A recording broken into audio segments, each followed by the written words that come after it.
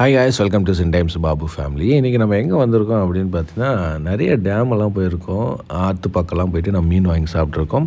So ஒரு சேஞ்சுக்காக நம்ம road ஓரத்தில் ஒரு மீன் கடை போட்டிருக்காங்க இல்லையா, ஸோ அங்கே போய் மீன் வாங்கி சாப்பிட்டு பார்க்கலாம். ஏன்னா இங்கே வந்து அதிகமாக மீன் விற்க மாட்டாங்க.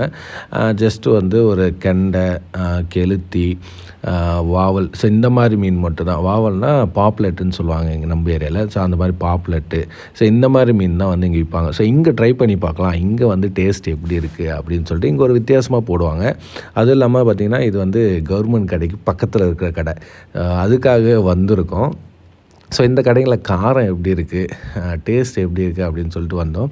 ஸோ இங்கே வந்து பார்த்திங்கன்னா கெண்டை இருந்தது, பாப்லெட் இருந்தது, அப்புறம் கெளுத்தி ஒன்று வச்சுருந்தாங்க, அப்புறம் சாலை மீன் வச்சுருந்தாங்க.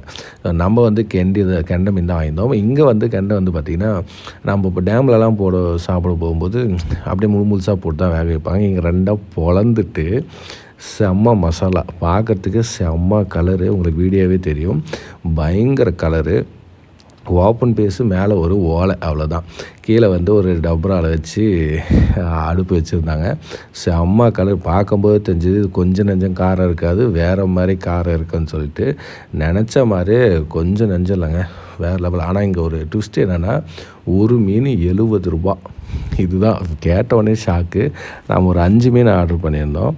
ஒரு மீன் 70, ஒரு மீன் 50. ஸோ இந்த மாதிரி 4 மீன் 50 ரூபாவும், இந்த ஒரு பெரிய மீன் வந்து பார்த்திங்கன்னா 70 ரூபாவும் அப்படின்னு சொல்லியிருந்தாங்க. ஆனால் வேறு லெவல் தாங்க. ட்விஸ்ட்டு மேலே ட்விஸ்ட்டாகவே கொடுத்துருந்தாங்க. நல்லா ஆயில் அப்படியே அடித்து ஊற்றி நல்லா வேக வைக்கிறாப்புல நல்லா.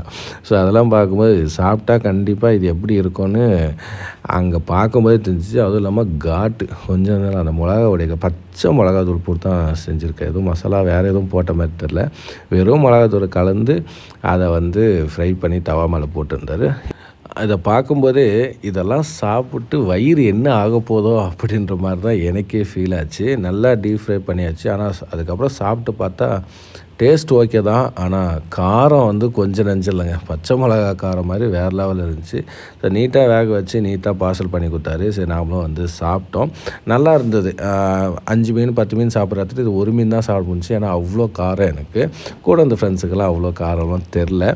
நீங்கள் எங்கேயாவது இந்த மாதிரி ரோட்டு கடைங்களை, நம்ம கவர்மெண்ட் கடைங்க பக்கத்தில் இருக்க இந்த மாதிரி மீன் கடையில் வந்து சாப்பிட்ட அனுபவம் இருக்கா? அங்கெல்லாம் டேஸ்ட் எப்படி இருக்கும்? உங்களுடைய அனுபவத்தை கமெண்ட் பாக்ஸில் ஷேர் பண்ணுங்கள். இந்த வீடியோ பிடிச்சிருந்தா மறக்காமல் லைக் அண்ட் சப்ஸ்கிரைப் பண்ணிட்டு உங்களுடைய ஃப்ரெண்ட்ஸுக்கு ஷேர் பண்ணுங்கள். நீங்கள் ஏதாவது ஒரு கடையில் வாங்கி சாப்பிட்ட அனுபவத்தை கண்டிப்பாக கமெண்ட்ஸில் சொல்லுங்கள், நானும் பார்க்குறோம். ஸோ இதே மாதிரி அடுத்த வீடியோவில் நான் உங்களை வந்து சந்திக்கிறேன். அதுவரை உங்களிடம் வந்து விடைபெறுவது சினி டைம்ஸ் பாபு. அண்ட் மறக்காமல் நம்ம சேனலை ஃபாலோ பண்ணிவிட்டு சப்ஸ்கிரைப் பண்ணி வச்சுருக்கீங்க. இதே மாதிரி ஒரு ஃபுட் அண்ட் ட்ராவல் வீடியோவில் அடுத்த வீடியோவில் வந்து நான் உங்களை வந்து சந்திக்கிறேன். Bye guys, and thank you so much once again. Bye and see you on next video.